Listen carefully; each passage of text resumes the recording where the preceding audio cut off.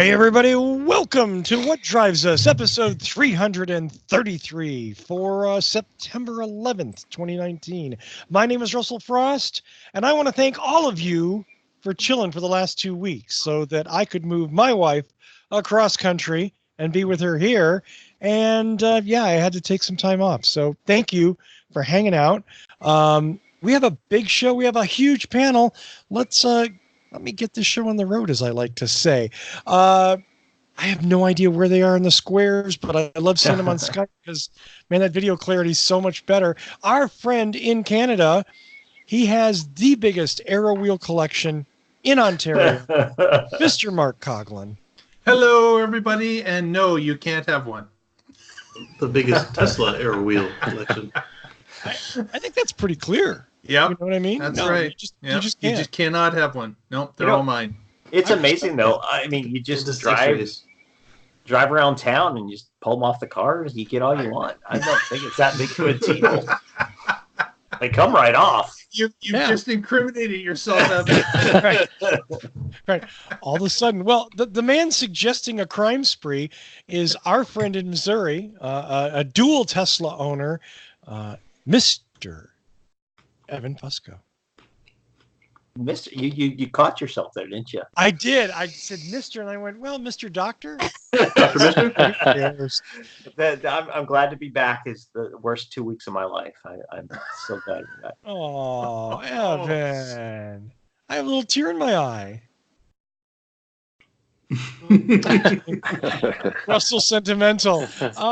Our friend in Colorado, he is the owner and founder and main technical wizard at Boulder Hybrids, Mr. Paul Guzik. Hey, everybody. Glad to be back. And unfortunately, my beer sponsor is really bad today. Is that a Miller? Wow. That's what it looks like. Yeah. High life. Nice. Yeah, that was all that was left in the fridge. So. Yeah, I forgot to promote my beer. It's just a good old Sam Adams. There you go. Wow, and Sam Adams in a labeled drinking vessel. I mean, and well, let's see. Right below him, our friend newly relocated in the beautiful Mid-Atlantic region. His background, however, is not blurry. Is it? Which he will fix momentarily.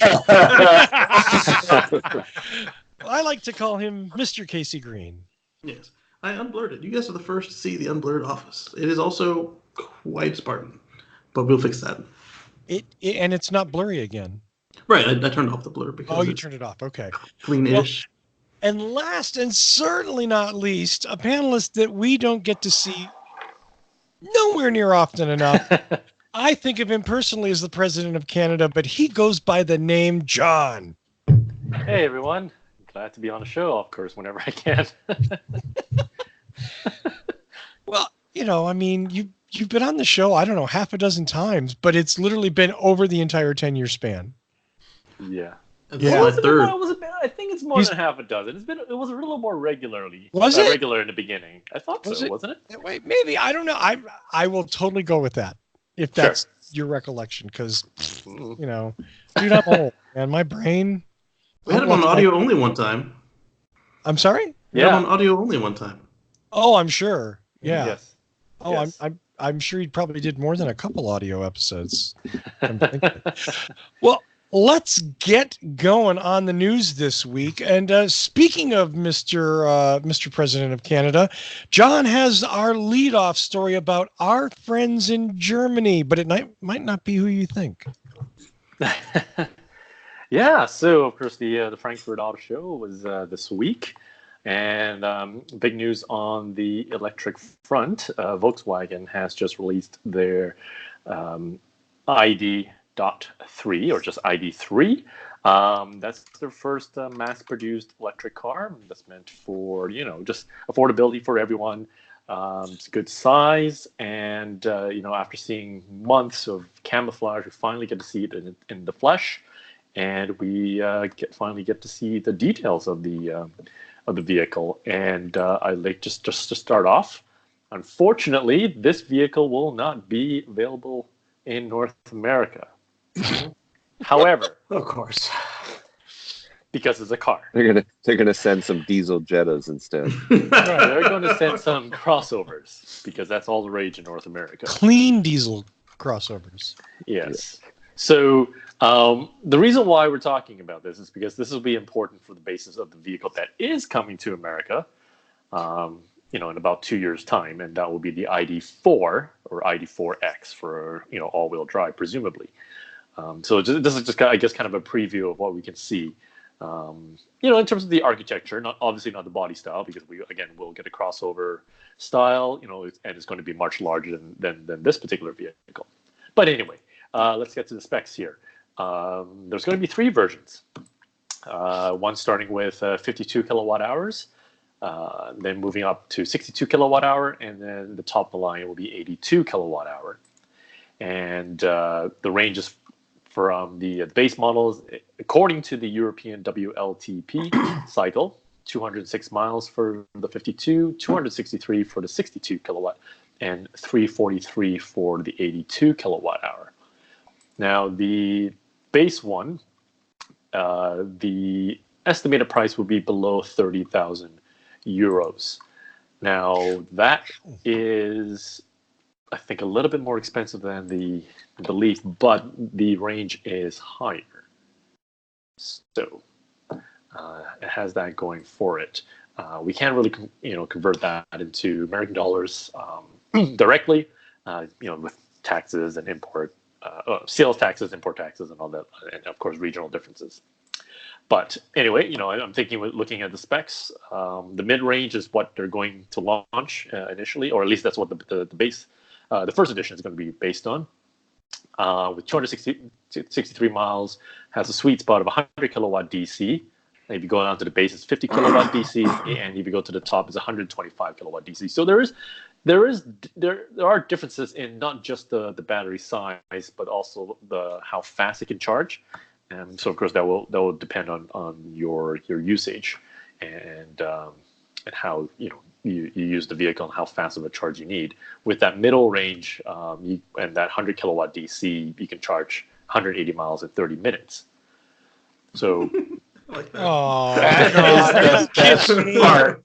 Is that really the pedals? I would buy this car for that. That is so fun. yeah, like That it is has a pretty lot of.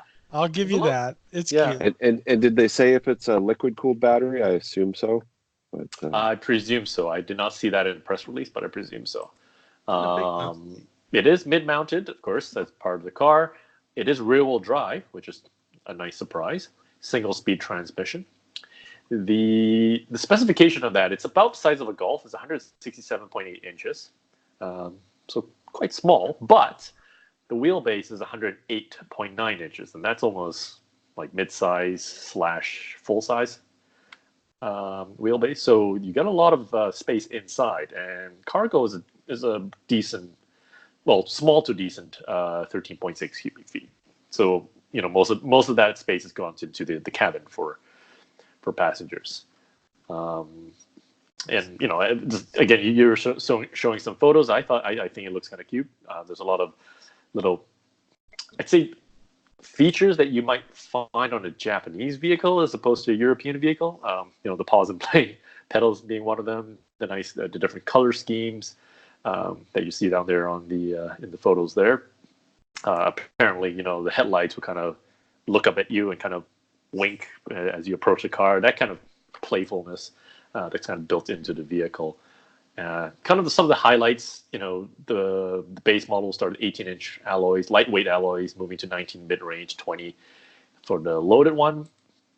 The top model does have an augmented head-up display for navigation, kind of similar to what you see with the Mercedes EQC SUV. So you'll have your navigation instructions overlaid onto the road in your head-up display, which I thought was kind of cool. Matrix LED standard. It's available on the middle and the top trim of the first edition. Anything above 42 miles an hour, the high beams will come on automatically, and then of course, because it's Matrix LED, it will dim accordingly to traffic. I mean, that's kind of the gist of it. And yet another EV that puts the charge port on the most awkward place to get to for the driver. Rear passenger quarter. Like Chevy Volt got it right. It's on the front fender on the driver's side. Is this because of street parking in Europe? Probably.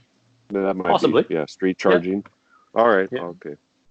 Yeah. Still, I think. I mean, nose charging is good. Yeah. Center nose. So it's go ahead. I'm okay with it in the back, actually, because I back in all the time. So you're one of those guys. I'm one of those guys that if I drive the Leaf, it will drive me bonkers because I have to drive nose in. Yeah, the Teslas are so large that you have to back them in. Otherwise, it's a mess.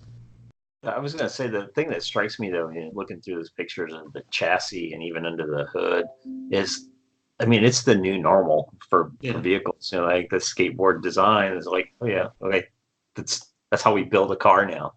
Right. I like how much it reminds me of the Golf. Yeah, I mean, that's the market they're targeting for. They're looking at 30,000 pre-orders, I believe. That's the number. Yep, 30,000 pre-orders. I guess the number they chose, the reason why it's 3, going back in their history, they were thinking, the Beetle being the first importing car for Volkswagen, the cheap car for the masses. The second being the Golf in 1974, I think.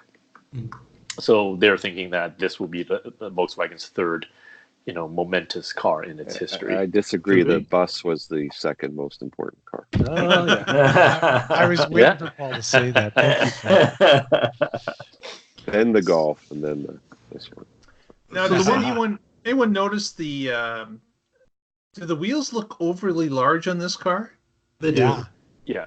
At least on this one in the picture. In the 20-inch one, yeah, it's ridiculous. Like 20-inch on a small car like this, they look absolutely mammoth. Yeah, really. When you hit a profiles. pothole, they go boom. Yeah, like it's almost cartoonish. They're that large. Yeah, the 18s of the same design look better as far as proportion go. I believe the one thing that bugged me about all the reporting on this vehicle was everybody said XYZ miles, and none of them bothered to mention that it was on that European weird cycle. And then they proceeded to compare it to. So just for comparison, the Leaf, the standard range Leaf gets 168 miles on the WLTP, and the Leaf Plus gets 240 miles. Right. Just for comparisons. But all the publications, they were just going with their spec. They weren't saying how they would do. I see. They were comparing it to the American range on the American cycle. Which is insane. It is. But I mean, it's the Leaf only does 76, and this does 350. Well, no, like you said, the Leaf does almost 200 and change if it's on the same cycle. Yep. It should do pretty well though, with the 77 kilowatt hour battery pack. That's a big battery in a little car like that. Yeah, it's gonna be quite heavy. I actually like the color. And as John was saying, the wheels are pushed to the far outside of the car to give you more room on the inside. I'm assuming you got to get that battery somewhere. If you're curious about weight, where did I write it down here? Here it is. It's portly. For 30, a shit 10 under 3,800 pounds. Oh. So 19 kilograms. Yeah, 1,790 kilograms. It's not. I mean, it's comparable to the Leaf, and I assume this weights for the middle 62 kilowatt hour battery. So about the same weight as a Model 3. Okay. Yeah. Power is about 200 and change. 204 horsepower and 229 foot-pounds at the motor. And limited to 100 miles an hour top speed.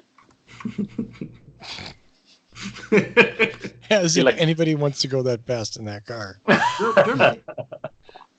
Yeah. I'd be afraid. Well, I mean, the big question for me is it going to happen? You know what I mean? Like, are they going to, I guess they're going to make it, right? Hopefully, maybe. But when will we in America see something? Well, for Europe, the deliveries will start December this year, 2019. For US, never. We will get the ID4X, so I don't know if you can pull that one up.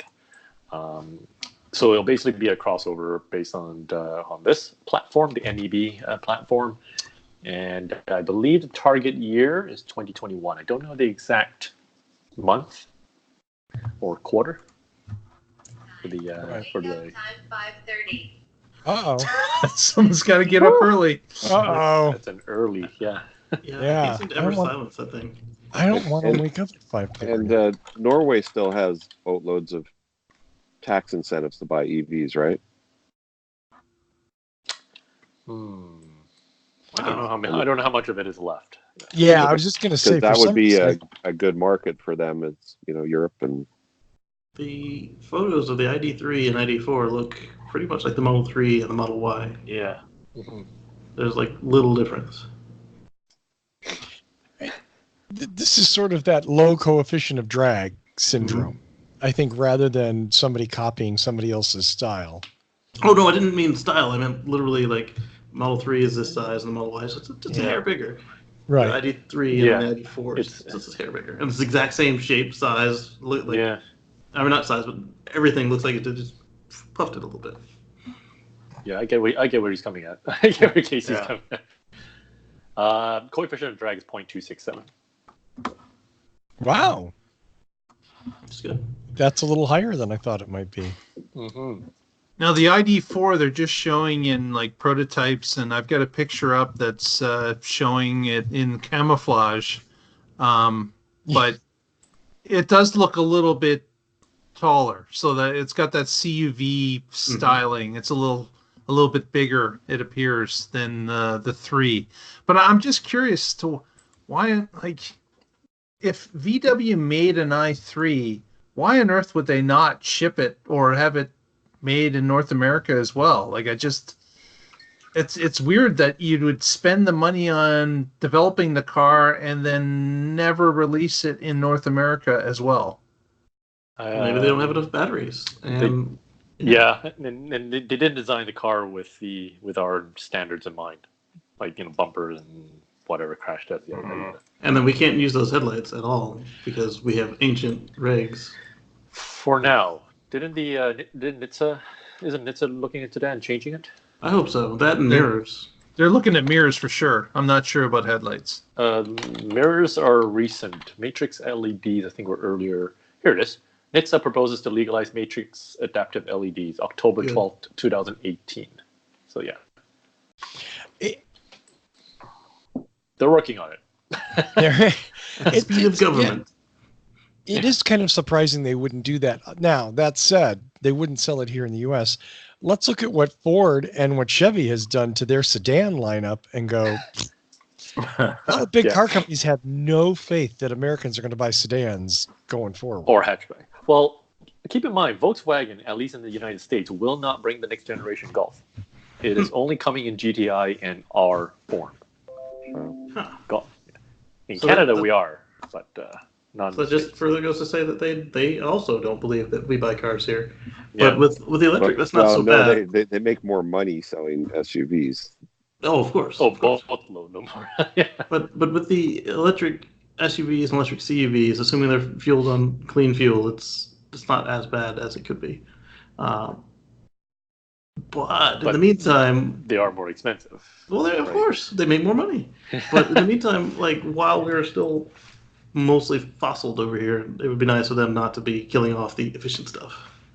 But the only thing that's going to bring them back is a sudden shock of the gas price, and then they'll be scrambling to bring production back or ship them from overseas. The classic American car making business cycle. Always behind rather than, see, and I say that, but at least here they're trying to be proactive, but they're not really.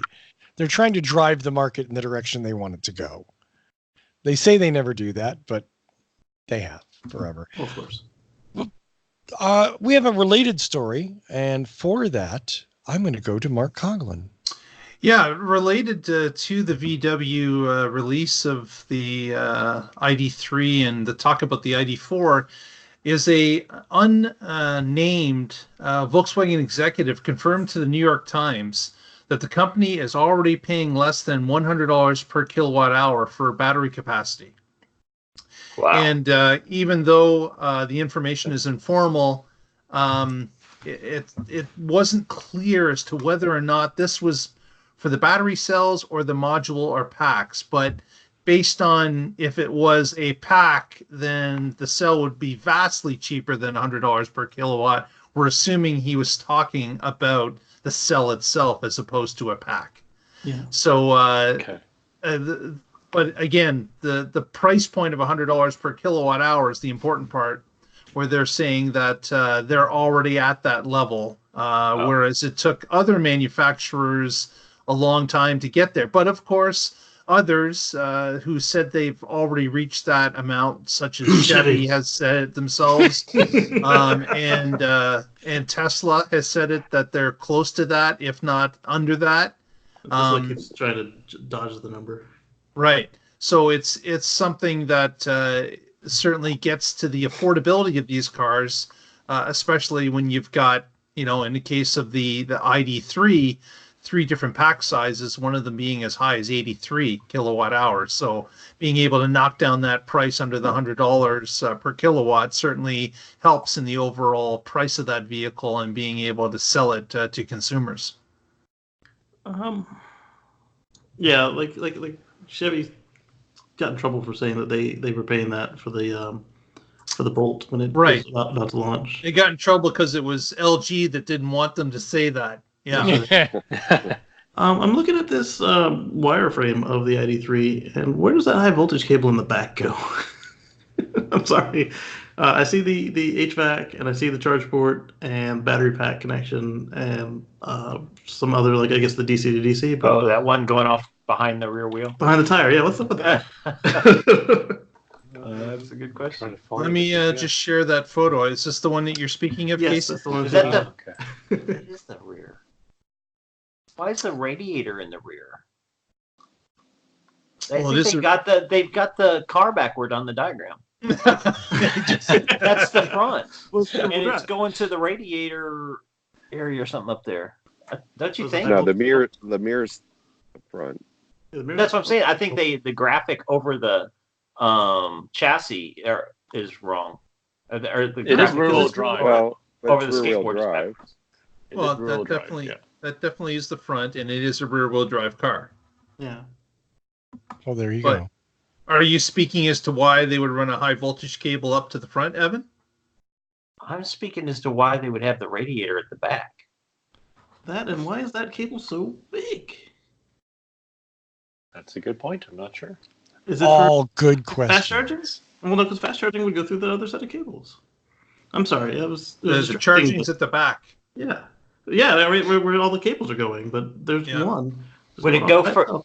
Would be for regen. So, one that goes from the charging port to the rear, right? Yeah. And there's one on the other side as well. HVAC most likely. Right? Yeah, because it's connected directly to a motor, which looks like the AC motor or the power steering. Yeah. Yeah. Well, power steering, you don't need high voltage. No, you don't. Yeah. Well, so I'm thinking it's a scroll compressor, probably reversing. You see the battery connections. Maybe they just had some orange crayons left and they wanted to use them. What are the odds we're reading too much into a picture? Probably that. Stop. Probably that. But it was distracting because it's just one huge high voltage cable that's to the back of nowhere. No argument there. All right, so whoever's watching this in Europe, your job is to go to the Frankfurt Auto Show and ask the Volkswagen executives. Ask them what they were thinking. Peel the body off the car. And just bring the photo. Yeah. Auto Show starts tomorrow. Well, 12. Nice. And then we'll bring you on, and you can talk about what you found out. Is there any speculation of how low battery prices will go? I mean, is 100 the 4-minute mile, and we're only going to see tiny incremental drops, or are we looking at $50 per kilowatt hour in 5 years? Well, Maybe no one hard to really get- knows the answer to that except Yeah. for the tons of researchers that are doing it. But my guess would be that the more people that get in the game, it's going to drive down the price. The commodity it's going to become commoditized. Those prices will drop, is my guess. That's assuming that we But save the lithium. Yeah. they'll differentiate in weight or charging speed or something. Capacity. I mean, yeah. Even reliability or length of Reliability. service. and warranty. Yeah. You know, there might be a 5-year battery and a 10-year battery. Yeah. Because there's still people paying $1,000 for smartphones. Yeah. And the Well, technology the smartphone price has been going up lately, which is insane. yeah, and the technology is, getting cheaper to make, but the consumer will pay it, so they keep raising the prices. Yeah. Yeah. So the profit margin increases.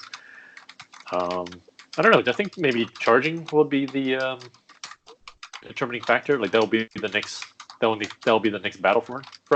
Yeah, because like Elon said at some point, once you get to like 500, 600, at that point it's really how quickly can you get back on the road. That, right. Versus, Yeah. you're not gonna sit there and wait for it to refill 800 miles of charge. You're gonna put 300 in and keep rolling again. Exactly. Although I guess if you have a longer range, then in theory you can, it's better to fast charge on the bottom half of the battery, right? Yes, exactly. So a larger battery, a larger capacity battery is not, well, if you want to think of it of a different way, it's not so much the total range, but it's how fast can I charge? Yeah. How many kilometers per 30 minutes can I do? Yeah. Right. Plus the bonus of you get to go further before the first charge. If you Right. do a 90%, 80% charge.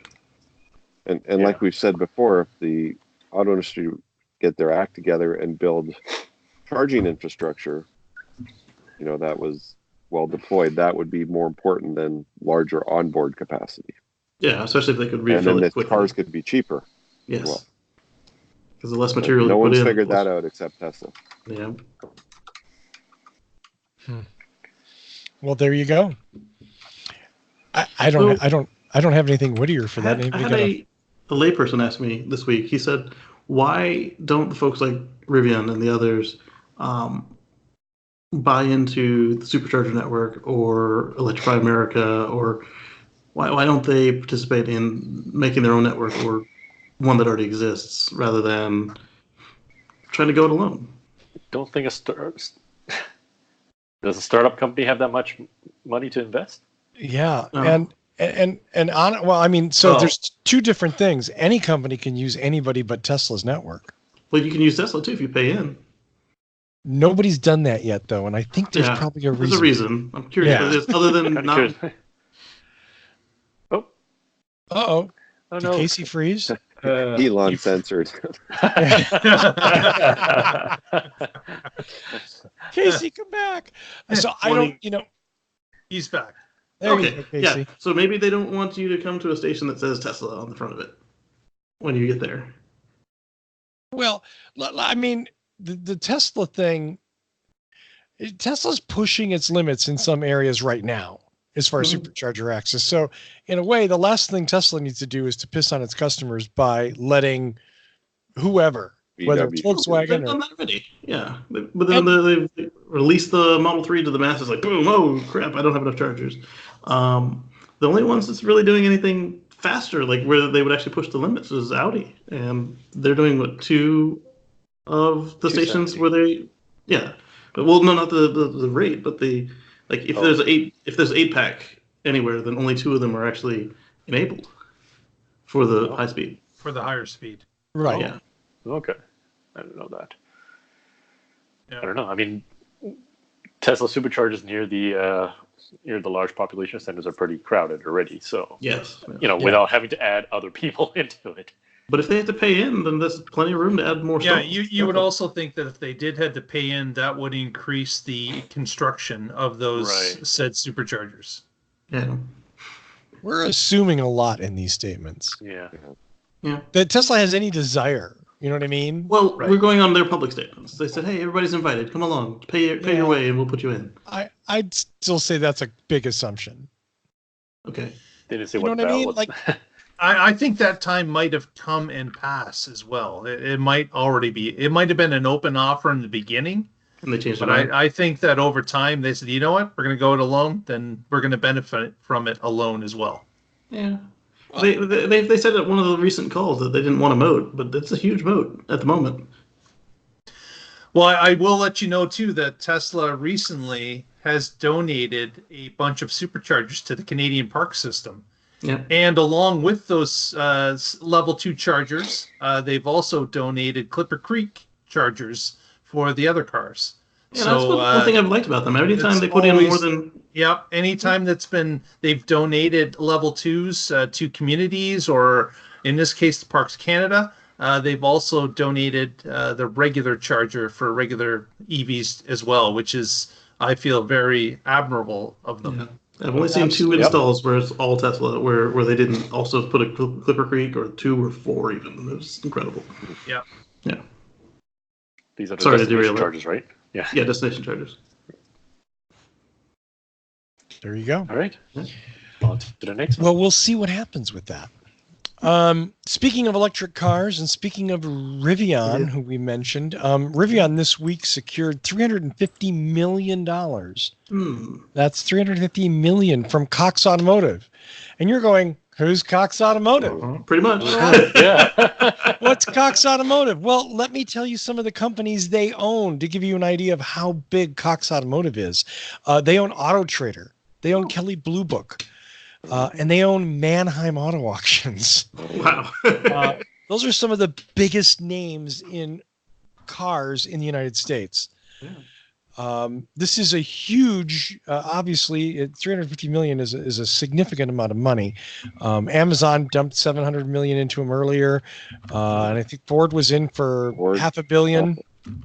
Yeah, but the really interesting thing, and not that the Ford investment isn't interesting, but the interesting thing about this is the question of Rivian sort of signaled that they want to go their own way with dealerships and with service and all of that.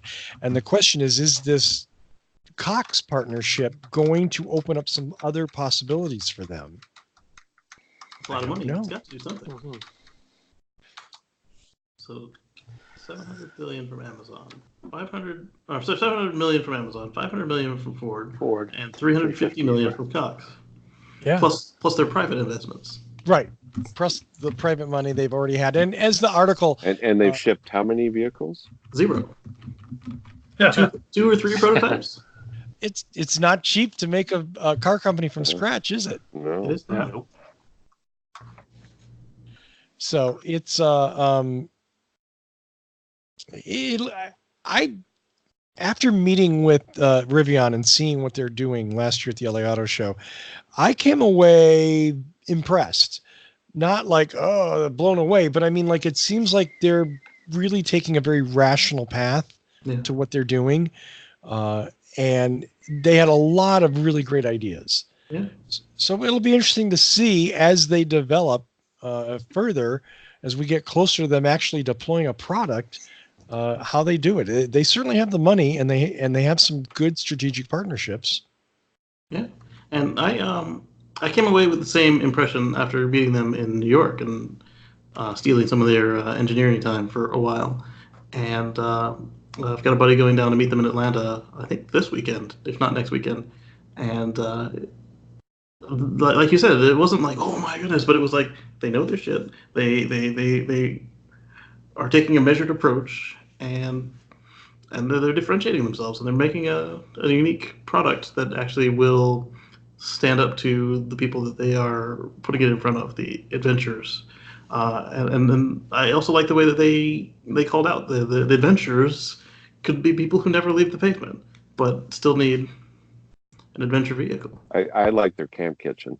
Yes, that was Yeah, really that's so cool. The truck is so cool. It Yes, really is. There's so many cool things that they've thought about bringing to this vehicle. It's much more than just an electric truck. Yes. They really kind of rethought the purpose of a work, adventure, just urban use vehicle. Yeah. So and off-road too. I'm sorry, Paul, was I interrupting you? Nope. That was Okay. Casey. Yeah. Oh. Off-road too. Yes. That's okay. I like interrupting Casey. Hey, it's fun. It's sport. But That's so not fair. they aren't afraid to leave the pavement, is what I'm saying, even though they acknowledge that, some people won't. And so their idea is whatever your definition of adventure is, they want this vehicle to enable you to do that. I especially like the hockey stick bin underneath the cab. Yes. Hockey stick bin. You are so Canadian sometimes.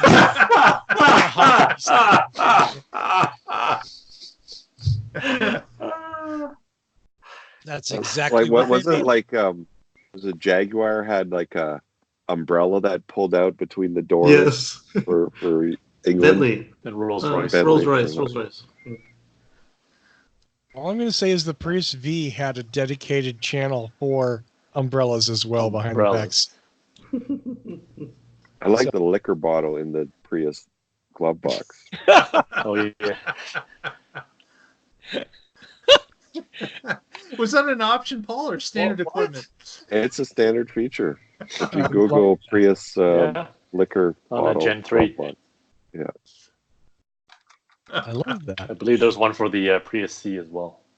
Well, I want to take a moment to say that if you're not already subscribed, please go to youtube.com/whatdrivesus. Hit the subscribe button there. Also, hit the bell for notifications so that you are notified whenever we upload a new video, whether it's our weekly show or one of our reviews, which we have some more really cool reviews coming up very soon. And unfortunately, I am legally precluded from mentioning exactly what they are, but That sounds exciting new things. As well, you can follow us on Twitter at What Drives Us, Facebook at What Drives Us. Any of those things would be fantastic. And of course, we love it when you suggest us to your friends, especially on YouTube. We are getting close to our 1,000 subscriber mark. This is me. Please suggest us to your friends. We want to go over that 1,000 number really soon, and that would be a huge thing for us. So thank you very much for that. Next, just sort of a matter of personal thing. I recently drove. Now, when I say recently, I've been home here in San Diego for just a few days. Finished a 2,500-mile drive across the U.S. from Tampa, Florida to San Diego, California, in a Was the 2018 Southern Cannonball Run. this cannonball run, except very slow. Yeah, and nowhere near as much comedy. Nowhere near as much comedy. It loaded to the roof, literally loaded to the roof with stuff, and the trunk full, closed. So here's the thing, right? It's a 2018 Camry. It's the most vanilla common car. It's not, though. It's actually pretty cool, styling wise. It was wonderful to drive, but most importantly, I'm in an ICE car. Okay, we're not super big on ICE cars on this show. I got almost 40 mpg, driving 75, 80 miles an hour, which, by the way, is legal on the freeways there. In a gas car loaded to the roof with two people and a dog, and But you had hurricane force winds pushing you last week. if only, right? It was the sale that helped you. I wasn't going to mention the sale, Mark. Thanks for calling me out on that. It just blew me away. I didn't think we would do that well. I was figuring somewhere around 30. And you know what? Again, if using less fuel is better, and the next step is using no fuel, that's great. And this new Camry did a wonderful job. Now, was that MPGs on the screen on the car, or counting the gallons you put in and dividing the miles you traveled? Dude, come on. Do you know me? Do you think I was shaking the car? Are a little more generous. Yeah. Okay. So call it 10%, and I got what? 37. 37. I'll take 37. For a big car, yeah. Yeah. With a ton of crap in it. Going fast, overloaded. Okay, totally overloaded. That's just amazing performance, and that's a cool thing. Sorry, Paul. No, Paul called out the black box syndrome. He did. No, and he's totally correct to do that because, I'm going by the screen tools. I'm not shaking the gas tank and measuring the air gap in the filler tube. And no, that was not, this trip was about getting here, not about like setting any MPG records or anything. Curious, Russell, on your run, what was the weather situation heat wise? Like, what temperatures were you running outside? Well, that is actually a really good question. So on the inside, we're talking 70 to 72 degrees in the interior all the time.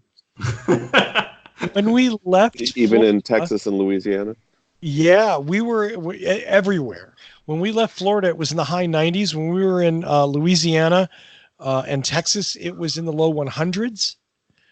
New Mexico was in the high 90s. Arizona was in the high 90s, low 100s. What? Behind you. People are going behind you. Oh, hey. So it was that AC was working. It was hot. Yeah, it was hot, and we were not hypermiling, so like the windows weren't down. We weren't like, spritzing ourselves with water bottles or anything like that. So that would have been rating on that umbrella thing. That would have been 49 miles per gallon if they had been hypermiling. Yeah, right. So what's it rated? Tires pumped. Highway. John, I'm going to look at you. You know what it's rated? I don't. Off the top of my head. John will look it up. I'm sure. John will look it up. Yeah, we'll get to that. But with the journey, Russell, it was all basically it was 41. daylight hours, I would assume. Yeah, absolutely. 22 to 51. They must be including the hybrid in that. It's 29 to 29:41. 29:41. Okay. Yeah, so including the hybrid in that. It's right in the range where it should be. Yeah. Wait. Well, actually, hang on. You were in the LE? SE. The SE. Oh, okay. That's not 41. I think that's 2839. That's 2839. Oh, 39. Okay. Yeah, it's the SE because it was pretty gutless. And again, the car was way overloaded. I mean, we're living in an age where 200 horsepower is gutless. Right? I put out 250 at my front axle. Just saying. Yes. What, honey? Yeah. But so it's 2839 2839 city highway, yeah. On the SE, which again, I think for that vehicle to do that under the conditions that we drove it in, that's just wonderful. It's not magic or it's not the best thing in the world. I would have rather had a Camry hybrid, but just to see how it would have dealt with all the extra weight. Not well. Probably not. Well, let's go to. Well, the hybrid has less cargo room because of that too. Yeah, definitely. Well, it used to. No. It's the battery's under the rear seat. It's exactly the same size. Yeah. And folding seats and all that. Yeah. Let's talk about another new car. Let's talk about the Porsche Taycan. Yeah, when I did that grimace earlier, it was when I saw the price on the website. I already knew it, but to see it. Isn't this the Tesla killer? I hate you, Paul. I hate you. I so hate you. If I was there right now, I would just punch you in the nuts as hard as I could. So it said from 150,900, and the font that they use and the picture, and that's why I was taken aback. That was what my grimace earlier was about when I'd opened that webpage. If you follow us on Twitter, you have seen me post that any media organization that uses the Tesla killer phrase in a story about the Taycan should be shot and burned to the ground. But you're good with calling it a turbo. Well, you want to talk about the turbo. I'm just saying. You want to talk about the turbo. You pick your battles, and I'm just trying to understand. Russell picked some weird battles. It's the same. It's the same reason why Toyota went with XLE and Limited with the Prime. Listen to John. And the RAV4 and the Venza. All of those models never had trim levels. John, you're never welcome on this show again. See? Thank you. No, you stay here. You stay here because I'm gonna. Nobody If I leaves. could, and make John. But that's the thing. This is standard nomenclature for Porsche trim levels. Yeah. Is Turbo and Turbo S. So all they did, and I don't necessarily agree with that. I think it's confusing, but all they did was use the same nomenclature for this vehicle.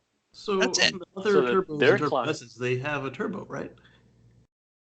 Yeah, it's Are there they any have an over, turbos they have an other than overboost this that function. don't have turbos? Yeah, they have an What overboost other function. their internal combustions? I am not, I'm not going saying, to. I'm saying, have they sold an internal combustion engine called a turbo that didn't have a freaking turbo, or at least a super? That would be a no. Okay. But they have sold a turbocharged car without a turbo badge. That's different. Yeah, it's like they forgot to put the other way. badge on. They forgot the badge. It's the other- No, how is that? They didn't order the badges. That's all that was. They must have extra badges laying around. What will we do with these? Oh, I know. So Well, has he anybody finally came Take in it for out that car of without electric the turbo? Let's put him on this. played with the configurator yet on Let's the do it. Porsche site? Did. Did you notice that you can actually order it without badges? Yeah. Yeah. The level of Model customization designation. is amazing. Contact a dealer. I'm like, click Which I actually think is wonderful. And so if the badging offends you, fine, Delete it. make it bigger. leave the badges off. We're going to hear a lot of talk about Tesla killer and Tesla versus Porsche and all of that. And I made the argument on the Tesla Life with Mark Coughlin just a little while ago that I don't think these are two direct comparison vehicles. I get why everybody wants to shove them into that box and make one better than the other. I think they're just tell two you different what, vehicles. They will kill them if Tesla would ever actually use real fucking real flipping car colors on their configurator. Look at this. This is like real glossy paint. It's not old man tan, but really is like this beautiful gray metallic that everybody's like, why didn't I order that color? Like, that is gloss black. That is jet black, and that is gray. Good job, Porsche. This car's, it's a $150,000 EV, and it doesn't go as fast as a Tesla. And there are other things. It doesn't have the range of the Tesla. But what it has is something that a lot of car buyers all over the planet Earth love. It says Porsche on it. Mm-hmm. And Tesla certainly has that same appeal to a different group of people. People love the Tesla badge. You don't see people scraping that T off the back of the Model 3. You do. Actually, Well, BMW and only to put the whole word on the back. well, no, some of them put BMW, or they want to go like just plain Jane. There's that guy with the Civic badges. Yeah, that guy. All right, so go ahead, tear it up. Tear it up. I think that I think that the cars comparisons certainly can be made because they're the closest of two EVs of any of them. Like, really, when they were comparing the Chevy Volt to the Nissan Leaf, I could understand how that's not a fair comparison. But man, the Tesla Taycan to the Model S, they're pretty damn close. Like, they're close in a number of ways. Four-door sedans, electric driven, a bit of a performance, a bit of a higher end car. They tick all the boxes. Yeah. That's a fair comparison. I'm halfway through the configurator, and I'm at 209,000. Yeah, I ended up about that same place. Yeah, I'm only halfway through. I'm done. So I'm closing it. So, Russell, on the Tesla Life, you'd made the argument that we shouldn't be comparing them to the S. But here's what I say.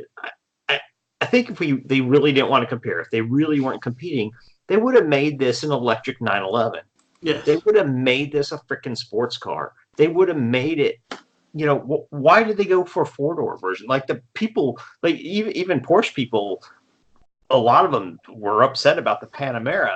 Why are they making a four-door sedan? But so, why do you think they picked a four-door sedan if they weren't directly going a crossover? Because they can sell more of them. Why didn't they do a crossover? I think they're. Is it the Cayman? The Cayman. The Cayman's coming up next because apparently the Macan. The Macan is, but apparently the 911 has been not necessarily put on hold, but been pushed back a little bit because they want to bring forth the 718 Cayman. That's the next EV. Well, plus the 911 has to have a certain je ne sais quoi. Are you sure And about that, they're not Chad? ready to do that yet. Yeah, I read it recently. It's fairly recent. I think I'll look it up. But so coming to that, I think it's because they're really hesitant to touch the 911. That's my guess. So Right. make it a 718. So I guess my point is why, you said in the previous show, Russell, they build race cars, right? They build these sports cars. That's what their attraction is. So why didn't they build one here? Why did they build a 4-door sedan? If they're not if not to go head to head with Tesla. Oh, I don't Riding see. them coattails. And so here's my argument to refute that. I don't think Porsche gives a shit what Tesla does. So I then think why didn't Porsche they build a did sports car? what Porsche did. They did build Because a sports car. If they built a sports car to compete with their fossil brand, then that would be admitting that their fossil brand sucks. And then they would have to have enough volume and profit to make up for that overnight. And if they can't do that, then they risk going out of business. This is going to eat into 911 sales. Yes. Not, I don't know that don't think so. significantly. Not significantly, but I do think there are people that have the money and that want the electric version of this. Yeah. And that want that Porsche nameplate. Yeah, like I mentioned in the Tesla Life, none of these electric cars, except for possibly the Hyundai and Kia Twins, have been installed in the same market. They are all targeting a different customer on paper. There will be cross-shop because there's not that much of a selection yet. But I'm confused. Is Casey agreeing with me? yes, I was agreeing with you then too. I gotta go shoot myself. No, I mean, You sold your guns.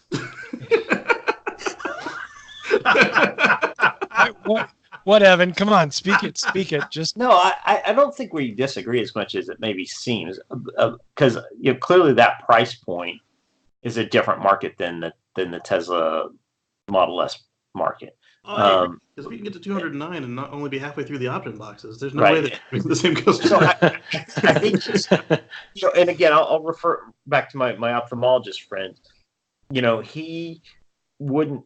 He's a Porsche guy, and as much as he's loved the Teslas that he's driven, because he's driven mine and he's driven some loaners and he loved how they drove, but there was like this mental block that he couldn't get past about buying a Tesla. But he was itching to buy an electric car from Porsche. And now they're building him one, and it's $50,000 more than a Model S, and it ain't any damn better. But he's going to buy one because he wants an electric car with a Porsche sticker on it. Yeah.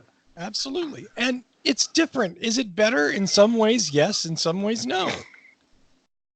Right? I mean, come on. There's certainly the Tesla's faster. The Tesla's cheaper. The Porsche, undoubtedly, I think the battery, if you're going to run this car all day at the track on the weekend, which car do you want, an S or this Taycan? I mean, the way that they cool the inverter, the stator, the battery, the motor, it was nice. They've got a 2-speed transmission that doesn't like rip to shreds when the motor touches it. I mean, they built this car to go on the track. Well, to the point where they were willing to put a warranty on it. Yeah. Tesla welded theirs in second gear when they came out with the Roadster. So, But hey, the net effect is if it gets more people into electric cars. a rising tide's gonna lift all boats. And yeah, we all agree on that 100%. Like if they're willing to spend the money, go for it, go nuts. Now, where this will get interesting is when we do have a second car that actually is designed to compete in the market with an existing car somewhere else. And I don't think the Hyundai Kia counts because they do their best not to step on each other's toes. But they are exactly the same car. But like when somebody goes in after the Bolt or the ID3 or actually comes after the Model 3 for real, I think then that will tell us that they've totally given up on fossils for real. But right now, like the Taycan, it doesn't look like it's designed. It's designed to be a great car, but it looks like it's designed not to upset their cash cow. And that's the feeling you have as well, yeah. Like I found the article and it said the same thing. That Porsche Deputy Chairman Lutz Minschke allegedly said that an all-electric 911 will be too tough, while a 718 might be just right. So they, they just don't want to touch it. Look at that. Who was it that said that? Mercedes, I think it was. That said that. Oh, it's impossible to make an electric semi, and then Tesla did it. They're like, oh, well, we don't know how the physics works, and then they made one that does almost as it's like half the range, but they made one and it's out before the Tesla. And that's not even the same market. Theirs does 150 miles, and the other one does 300 and 500. So they're still not stepping on each other's toes, nor they're fossil. I mean, because the regular semis will do what, 600, 800 miles on a fill? Yep, depends on the tank. Yeah, so they're not stepping on those toes. When they're willing to sacrifice or literally cut their fossils and just jump to electric, then I'll believe that they're ready. Right now, they're just dipping a toe in. Yeah, and it's first gen stuff. They got to live through a number of different iterations before they can get to that level. You got to live at a number of different generations in order to improve upon it.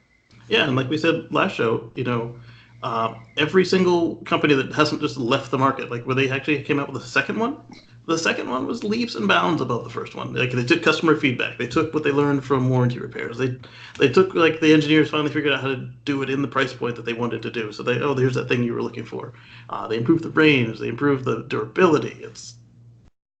We're in early days yet. This is exciting. Yeah. Yes. Final words on the Porsche Taycan. Anyone? It's a stupid name. And there you have it. I'll actually agree with you on that. I don't get the name. What is it? What's it from? It's from Central Asia, if I remember correctly. I predict the first year it will outsell 911 in quantities. I'm sorry? You said The first Taycan's year. gonna- The first year they'll sell more because they don't sell a ton of 911s. 300, no, 30,000? I can't remember what it was now. Yeah, there's a lockdown on the number of... Is there not a lockdown on the number of Taycans? Isn't there... Yes, I want to say said, it's 30 or they'll 40,000. 30,000 faster than they will sell 30,000 911s. Right. Sure. At least in taking the deposits. I don't know how long it's going to take them to actually build them. So Taycan comes composed of two terms of Turkic origin. The word can be roughly translated as "soul of a spirited young horse." It's a stupid name. So not only are we not able to get over the fossils, we are going back to the horse. I got nothing. I'm not going to argue anymore. There's a whole Someone should graphic come up with a stylized logo toucan and have like the Fruit Loops bird as the logo. Thank you. I'm Taycan Sam. No, wait, that's too.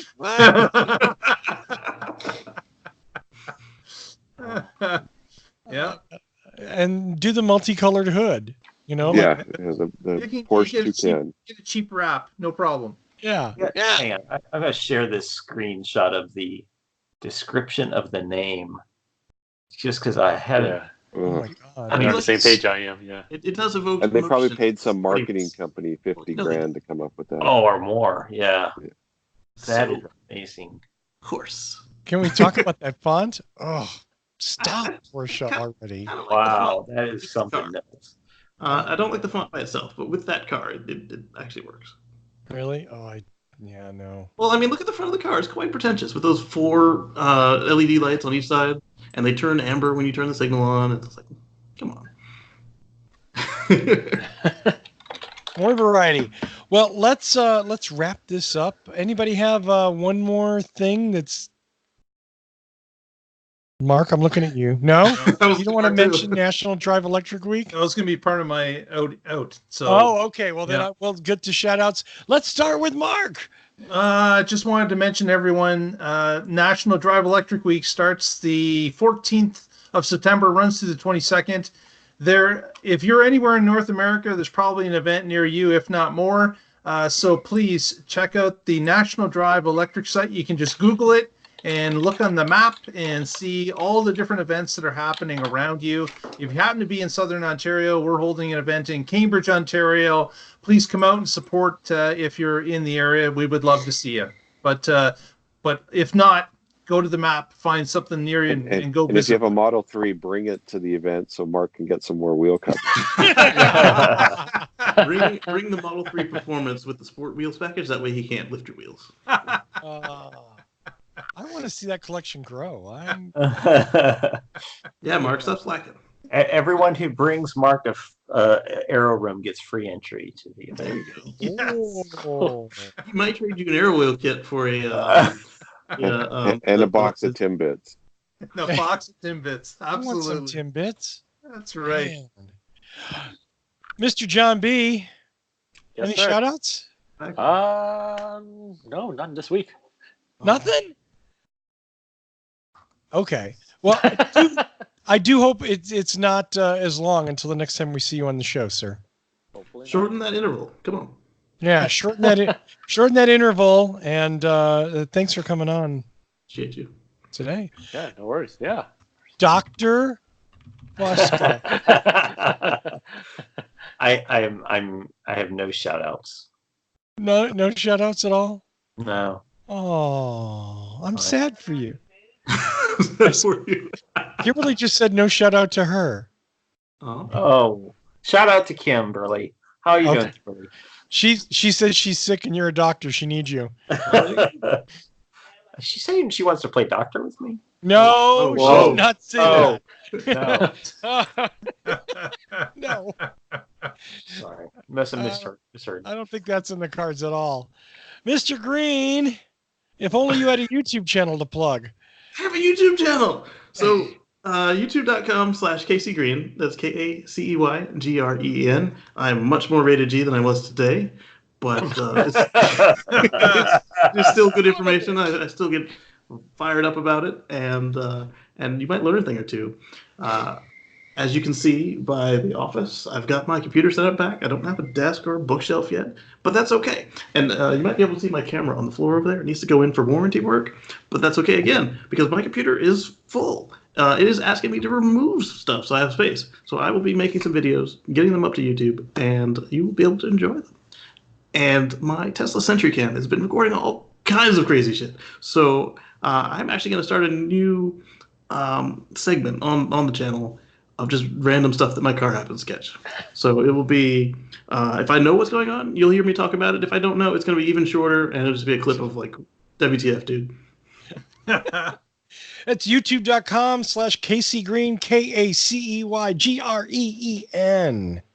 Did I get it right? You did? Oh, thank God. I totally guess every time, even though it's right on my screen. Mr. Guzik. I got nothing to plug. You don't I get wanna any go good home. deals on the lot? You gotta have What? something. No. I want to go home. I always feel bad because Paul works all day and then comes on the show. So, yeah, you can find him at Not Boulder. that none of you other people. Yeah, work, none of the rest of us work. Well, let's We're see. all on the dole. But I'm still at the workplace. What's the deal of the day? I got nothing. I'm gonna anything I say here is gonna get my ass. So, by the way, Paul, big props on the posting the picture in our private chat of the bottle of wine in the Prius glove box. I'm not gonna let him go. Somebody go to his website and buy a car from this man. There It's all you go. Stuff and good to go. I'm asking him what he's fond of for the week. He's not telling us. It's on the website. It is good. He will pick you up from the airport. You drive that car home. Absolutely. BoulderHC.com, or if you want to buy or sell a used hybrid or electric vehicle, BoulderH.com. Did I get that right? Yeah. Thank God. That was a total guess. Man. And occasionally we sell non-hybrid or electric vehicles that people have traded in on hybrid or electric vehicles. That's true. You are non-discriminating. We have a Ram 1500 Hemi for sale. Oh. Really? I don't think it's on the website yet, but if you Wow. really need a big ass pickup truck, That has a RAM on until it. the Rivians are available, There you Yeah, go. there you go. Hold you over. There you go. Well, as always, I want to thank Michael Mannering for our amazing theme music. Visit him at manthing.com. As I said earlier, please go to youtube.com/whatdrivesus. Click on the subscribe button. Please suggest it to your friends. We are looking for like a mere 30 more subscribers, maybe 40, so that we have a little extra. But we are trying to get to over 1,000 subscribers. So if you like the show, share that link. suggest your friends come on and subscribe. Hit the notifications so that you'll be notified whenever we post new content. That way you know when the weekly show goes up and when our special reviews. We have some cool reviews coming up soon. In the next month, there should be some really cool stuff. I want to thank John B., Mark C., Evan F., Casey G., and Paul G. for being on the show tonight. Thank you so much, guys. Thanks for having me. Yes, thanks for having us. That was fun. And of course, as always, I want to thank all of you. You're the reason we do the show. So thank you for watching and supporting the show. This was What Drives Us Turbo episode tonight. That was going to be Turbo S. And next week will be the Turbo S. What drives us Turbo S model? The computers have had the turbo button for about 25 years now. They have turbo boost, turbo clock, but they've used it consistently. They didn't run out of badges and then suddenly get the order in 2 decades later and decide to slap them on something. I got nothing. Tune in next week and find out what drives us Turbo. Turbo S. Thanks. We'll see you next week.